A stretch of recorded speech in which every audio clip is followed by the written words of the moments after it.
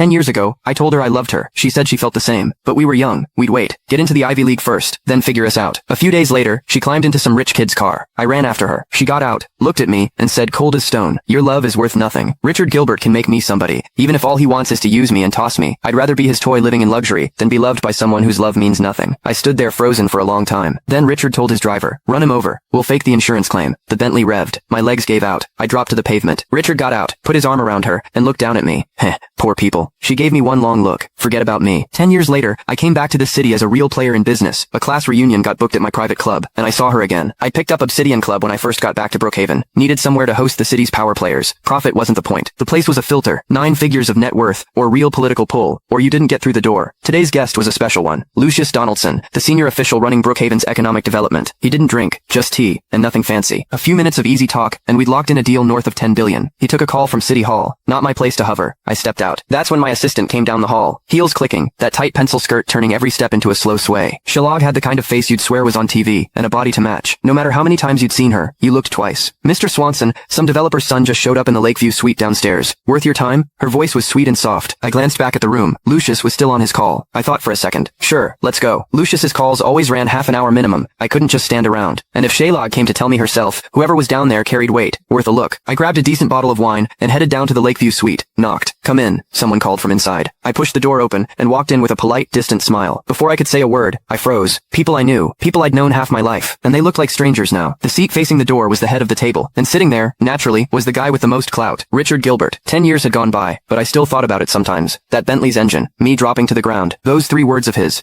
Poor people. And then I saw her. Bridget Pruitt. The girl who told me my love was worth nothing. Was sitting right beside Richard. A doll pretty little girl in her arms. 5 years back, I'd run into Bridget once in the Capitol. She'd been at some business dinner, getting pressured to drink. She refused. Someone slapped her across the face. I stepped in and got her out. She said she wanted that drink after all. Half drunk, she told me. She could drink herself stupid on her own terms, but she'd never let anyone else force her to. That was dignity. That was her line. But she was the same girl who told me my love was worth nothing. Who'd said she'd rather be kept and toyed with in luxury. So what happened in those 5 years? Where did the sudden dignity come from? I asked her what her line was worth. "Name a price, I'd pay," she cried. Then, stubborn as ever, she scrubbed the tears off hard and said there was no price. It was mine for free. I told her, "If you're offering, I'm taking." That night, I took her home. When I woke up, she was gone. I thought about going after her. Even thought about throwing my pride out and crawling back. In the end, I let it go. Later I left the Capitol. Figured she was still there building a life. Never thought she'd come back to Brookhaven too. "Mommy, Daisy wants shrimp." The little girl spoke up. "And she was married?" "She'd married Richard?" Richard said. "Come here, Daisy. Daddy'll get you some." He shot me a look first. Deliberate jab. Then turned to Bridget and kept his eyes there. "Old classmate. Been what, 10 years? Heard you got into an Ivy League school back then. How'd you end up a waiter?" Richard set a piece of shrimp on her plate. When he looked back at me, his face was pure mockery. "Almost 30, and still waiting tables. You're supposed to be a man, Tony."